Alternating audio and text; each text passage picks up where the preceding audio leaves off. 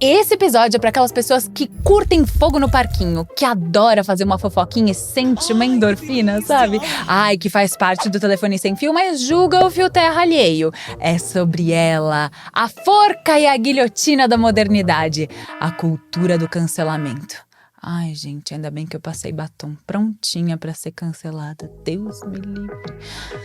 Aê, sejam muito bem-vindas, bem-vindos, bem-vindos ao Mais Eu Ri. Se inscreve aí no canal e bora começar. Pode falar o que quiser do brasileiro, mas a gente é super limpinho, adora tomar banho. Talvez por isso a nossa crise hídrica, não é mesmo? Talvez a gente tenha que tomar menos banho, né? Mas os gringos, a maioria deles não são bem assim. Eles tomam banho esporadicamente. E eu estava o quê? Ficando com um gringo nesse episódio. Aí eu achei, né, que ia rolar um tchananã. Aí a gente foi pra casa dele. E aí, a gente vê tanto filme americano, tanta série, que eu achava que ia ser aqueles puta casão, né? Delícia, não sei o quê, cheio das coisas, né? Cheguei lá e parecia um episódio de Acumuladores.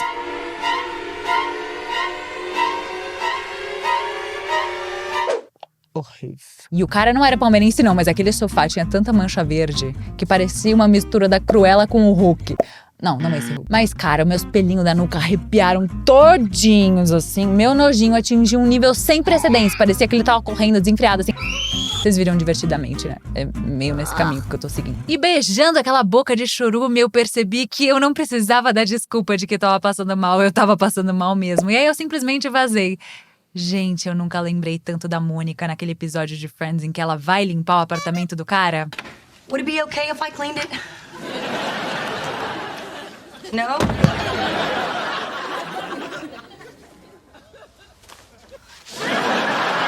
Fato é que eu peguei o nojinho desse cara, que foi aumentando, virando um ranço. E aí depois eu fiquei indignada, contei pra todos os meus amigos do meu ciclo mais próximo.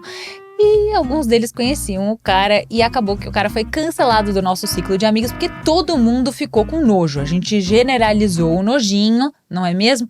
E é isso que acontece com a cultura do cancelamento. A gente vai generalizando as coisas. E várias pessoas vão pegando o ranço da pessoa também. E aí, por exemplo, a J.K. Rowling. Gente, eu era muito fã. Muito. Amo Harry Potter.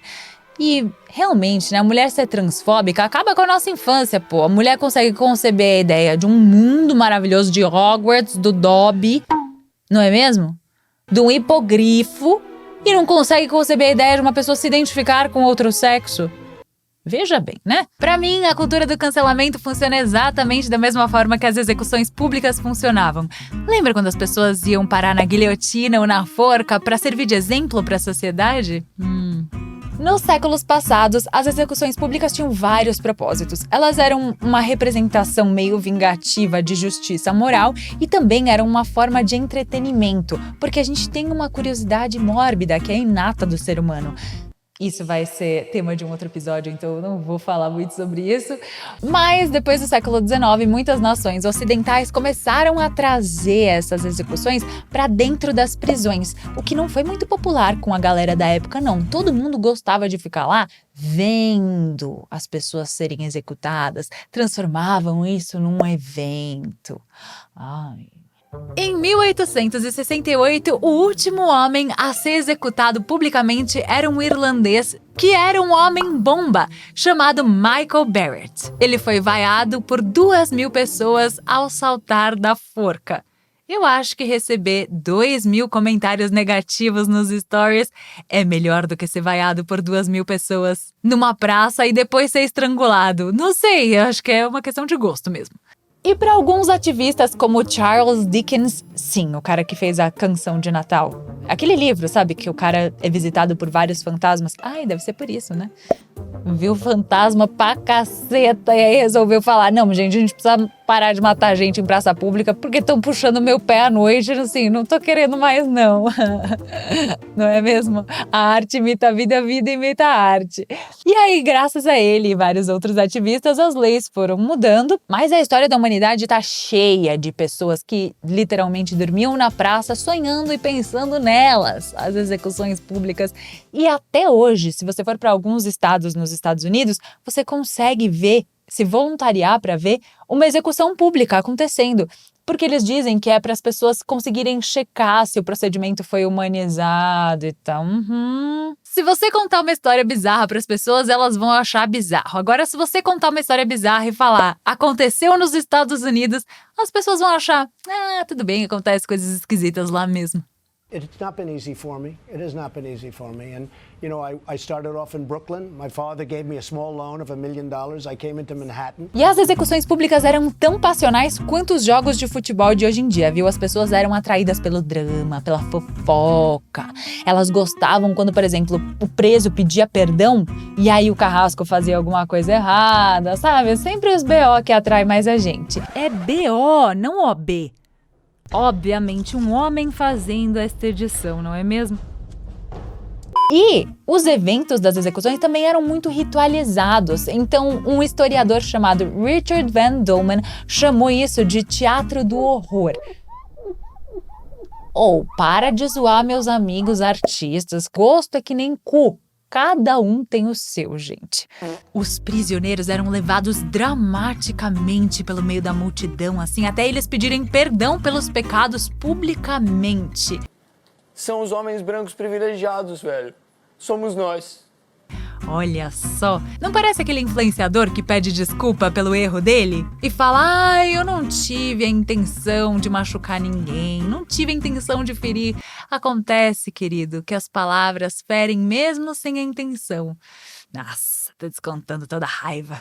A própria Ana Bolena, segunda esposa do Henrique VIII, que perdeu para casamentos apenas para a Gretchen, foi decapitada do lado de dentro da Torre de Londres. Porque realmente, decapitar uma rainha faria muito pouco para garantir a estabilidade de uma monarquia. Então, eles concediam essa misericórdia de decapitar do lado de dentro das prisões só para algumas mulheres nobres. Os homens eram decapitados todos do lado de fora. Agora eu vi vantagem em ser tratada como propriedade servil e silente, máquina reprodutora e vítima de estupro.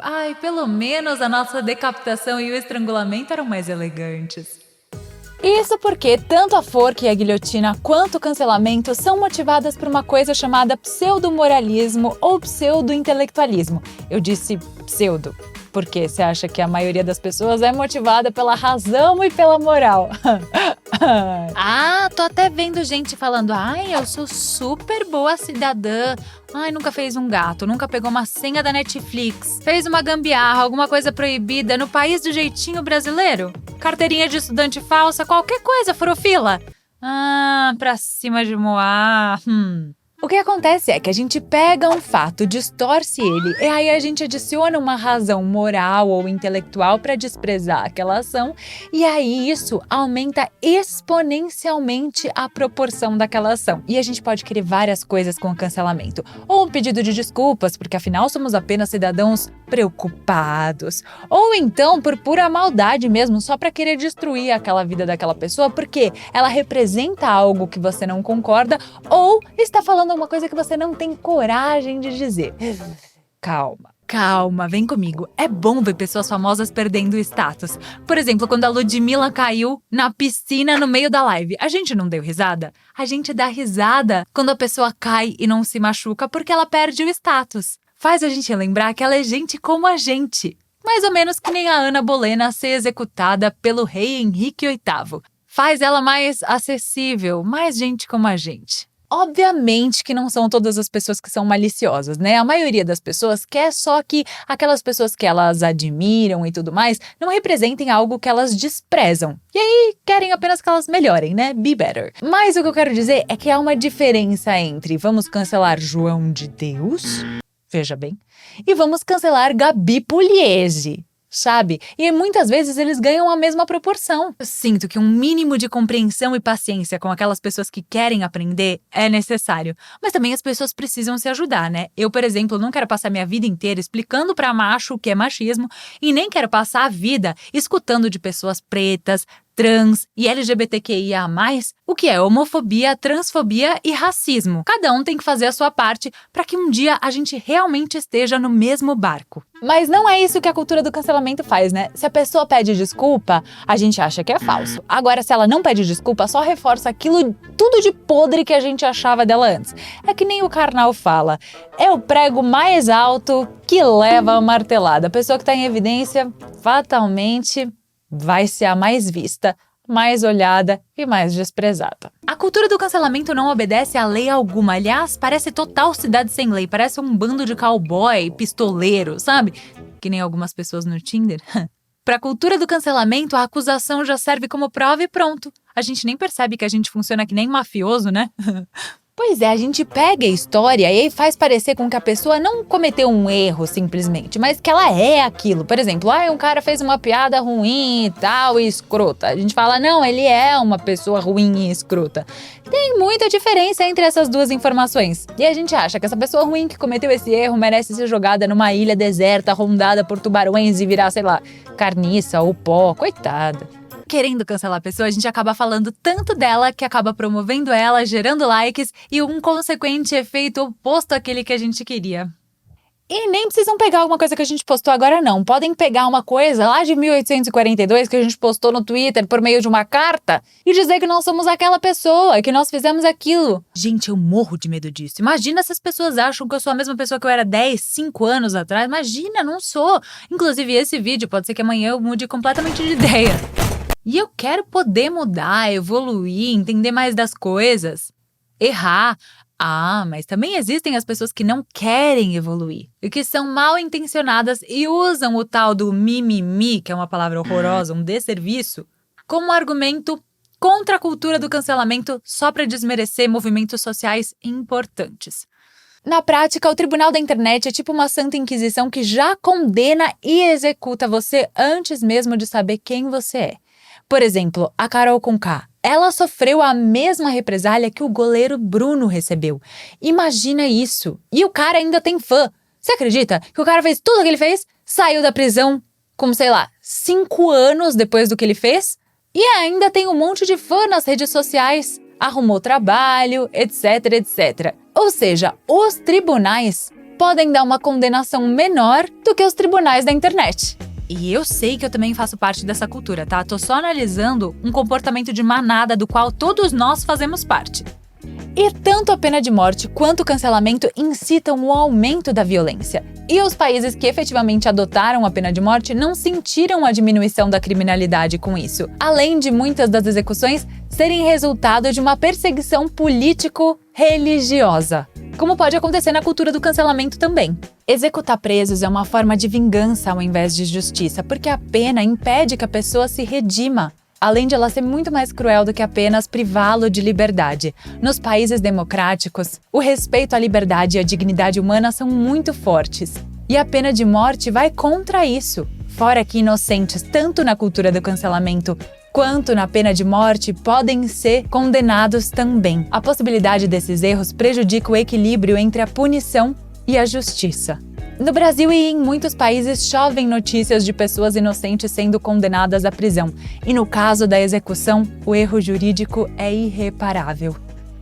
Olha, se você consome um conteúdo e essa pessoa fez alguma coisa que você acha inadmissível, para de consumir o conteúdo dela. E se ela cometeu um crime, denuncie. Olha, eu realmente não tenho ideia de qual seja a solução para a realidade da cultura do cancelamento. Mas eu acho que se cada um fizer sua parte, estudar e agir com um pouco mais de humanidade e parar de dar palco pra louco, talvez a gente consiga sair desse buraco. Ou, no mínimo, parar de cavar, né? E é isso. Se você gostou, se inscreve no canal, deixa seu like, compartilha com a galera e beijos e até o próximo episódio.